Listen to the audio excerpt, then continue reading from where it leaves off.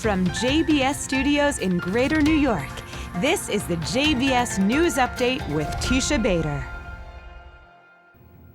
I'm Teisha Bader with the JBS News Update for Wednesday, May the 3rd, 2017. Palestinian Authority President Mahmoud Abbas is in Washington today for the first official meeting with U.S. President Donald Trump at the White House. Trump and Abbas addressed the press this afternoon before sitting down for a working lunch where they were expected to discuss a number of issues relating to Israel and possible peace efforts. And I want to support you in being the Palestinian leader who signs his name to the final and most important peace agreement that brings safety, stability, prosperity to both peoples and to the region. I'm committed to working with Israel and the Palestinians to reach an agreement, but any agreement cannot be imposed by the United States or by any other nation. The Palestinians and Israelis must work together to reach an agreement that allows both peoples to live, worship, and thrive and prosper in peace.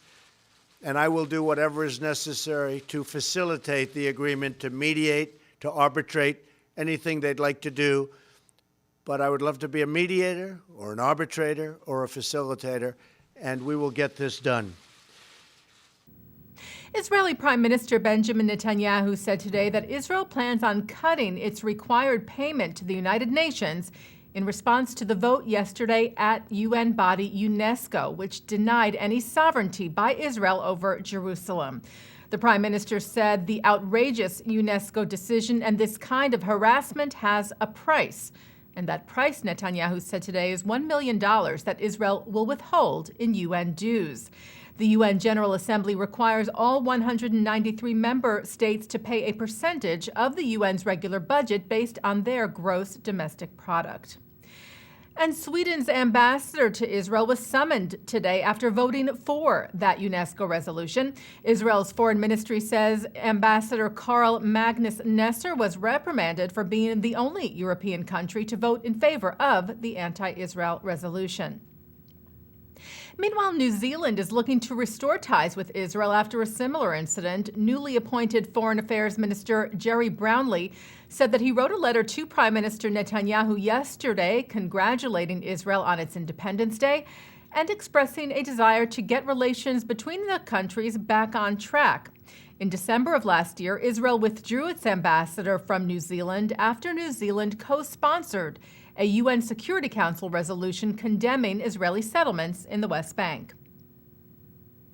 U.S. Secretary of State Rex Tillerson extended congratulations on behalf of U.S. President Donald Trump to Israel last night on the occasion of its Independence Day. Tillerson said, as Israel has endured and flourished over nearly 7 decades despite unfathomable challenges, so too has the unbreakable bond between our two nations. Independence Day concluded in Israel last night with the annual awarding of the Israel Prize in Jerusalem. Prime Minister Netanyahu, President Reuven Rivlin, and Jerusalem Mayor Nir Barkat were among the attendees, who gathered to honor 9 individuals in a variety of fields for their outstanding achievements. Among them, 96-year-old Holocaust survivor Agnes Kaledi, a 10-time Olympic medalist who received the prize in the field of sport. Kaledi is considered the most successful Jewish female athlete to have competed in the Games. And Yom HaAtzmaut celebrations were held here in the U.S. as well, including at the New York State Senate, where legislation was passed in honor of Israel's 69th birthday in support of the country and of the strong bond between Israel and the U.S. Israel's new Consul General in New York, Dani Dayan, was honored on the New York Senate floor with a standing ovation.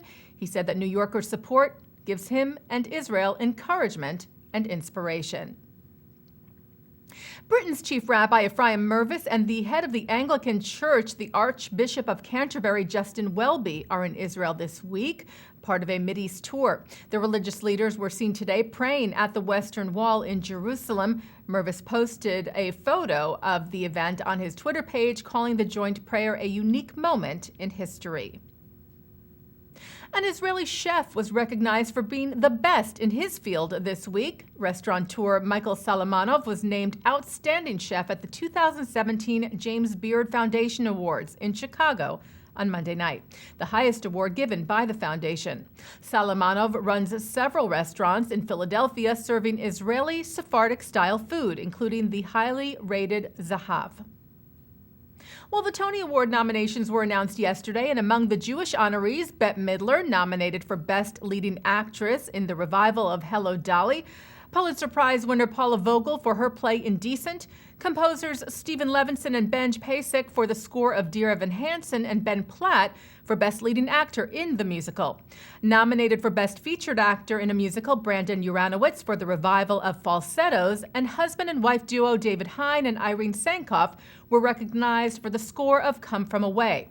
Also of note, Oslo, which tells of backroom talks leading to the 1993 Oslo Peace Accords between the Israelis and the Palestinians, was nominated as well for Best Play. The Tony Awards will be handed out June the 11th at New York City's Radio City Music Hall. And taking a look now at our programming for tonight on JBS for Wednesday, May the 3rd at 7 o'clock, it's episode 2 of Millennial Perspectives. At 8 o'clock, Rabbi Haskell Lookstein and Father Will Tyrell discuss religion in the modern world in a program sponsored by the American Jewish Committee and the Brother Driscoll Lecture on Jewish Catholic Relations of Iona College. At 9, Mark Golub sits down with one of America's foremost foreign policy experts, Richard Haass, who is president of the Council on Foreign Relations, who talks about the Israeli-Palestinian conflict on tonight's L'chaim. And that's the JBS News Update for Wednesday, May the 3rd, 2017. I'm Teisha Bader. I will be away on vacation for a few days, but Micah Halpern will be sitting in for me.